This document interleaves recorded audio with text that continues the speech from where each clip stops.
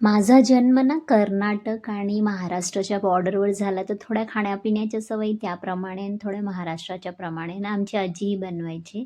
आणि हे उपीट म्हणजे उपमावर, कधी आपल्याला इडली, डोसा काही बनवायचं असेल, तर फटाफट चटणी प्रिमिक्स बनवून आमची आजी ठेवायची. आणि ह्याच्यामध्ये खूप सारे कढीपत्ते यूज करायची. त्यामुळे म्हणजे केसांसाठी पण खूप छान आणि कढीपत्त्याचे तर फायदे तुम्हाला माहितीच आहे. आणि थोडेसे कढीपत्ते आपण जे कवळे-कवळे आहेत ते पण घेणार आहोत आणि या म्हणजे सांबर तुमचा थोडा म्हणजे पातळ झाला आहे, तर त्याच्यामध्ये पण तुम्ही हे प्रीमिक्स यूज करू शकता आणि 1 महिनाभर पक्का चालू शकतं हे. कारण की एकदम ड्राय इन्ग्रीडियंट आपण ह्याच्यामध्ये टाकणार आहोत. तर मी त्याच्यामध्ये घेतले आहेत कढीपत्ते जसं की मी आता सांगितलं. आणि थोड्याशा सुक्या बेडगी मिरच्या घेतल्या आहेत. तुम्ही नॉर्मलवाल्या पण मिरच्या तुम्ही जास्त तिखट खाता तर लवंगी मिरची सुकीवाली ती पण घेऊ शकता. आणि हे प्रीमिक्स तुम्ही कशामध्ये पण वापरू शकता आणि असंही फुटाणे आपल्या शरीरासाठी खूप चांगले आहेत.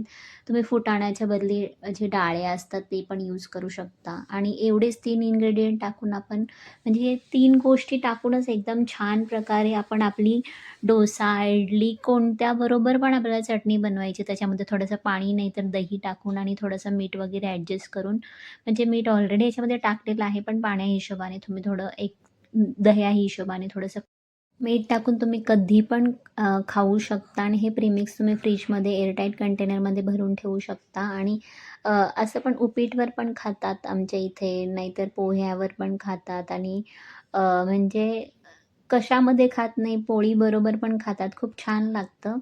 तुम्ही नक्कीच ट्राय करा आणि रेसिपी कशी वाटली कमेंट करून जरूर सांगा. आता थोडंसं आपण त्याला कढीपत्त्याला शेकून घ्यायचं म्हणजे जे पण मॉइश्चर असेल त्याच्यामध्ये थोडासा पाण्याचा जो कंटेंट असेल तो निघून जाईल आणि त्याच्यामध्येच थोड्याशा एक 5 ते 7 मिनिटंच आपल्याला शेकून घ्यायचं आणि त्याच्यामध्येच मी बेडगी मिरची टाकली. ती पण थोडीशी फ्रिजमध्ये असल्यामुळे थोडीशी त्याच्यामध्ये मॉइश्चर असेल तर ते पण निघून जाईल आणि आपलं फटाफट चटणी बनवून तयार होईल आणि त्याला जास्त एफर्ट्स लागणार नाही आणि त्याच्यामध्ये आपण डाळ टाकणार आहोत. आणि तुमचं सांबार कधी-कधी डाळ कमी झाली आहे आणि सांबार एकदम पातळ झाला, तर त्याच्यामध्ये पण हे तुम्ही ते पावडर टाकू शकता. म्हणजे आपली ही चटणी टाकू शकता. थोडेसे जिरे टाकले आहेत आणि थोडंसं मीठ, जे शिंदे मीठ आहे ते वापरलं आहे आणि मिक्सरवर एकदम बारीक अशी पावडर करून घ्यायची आहे. थोडीफार दिसलं तर चालेल एवढं म्हणजे एकदम फाईन पावडर नाही बनवायची आहे. थोडीशी आपण जाडसरच ठेवायची आहे. जास्त जाडसर पण नाही, जास्त बारीक पण नाही. कारण ती ऑलरेडी एकदा तुम्ही फिरवलं ना, तर लगेच होऊन जाईल आणि कोणत्या पण एअरटाईट कंटेनरमध्ये टाकून तुम्ही कधी पण खाऊ शकता. असं पण पोळीबरोबर खाऊ शकता, भाताबरोबर पण घेऊन खाऊ शकता. त्याच्यामध्ये थोडंसं तूप टाकून तुम्ही मस्त एन्जॉय करा आणि हे प्रीमिक्स कशामध्ये पण तुम्ही वापरून खाऊ शकता. जसं की साऊथ इंडियन डिशेसमध्ये.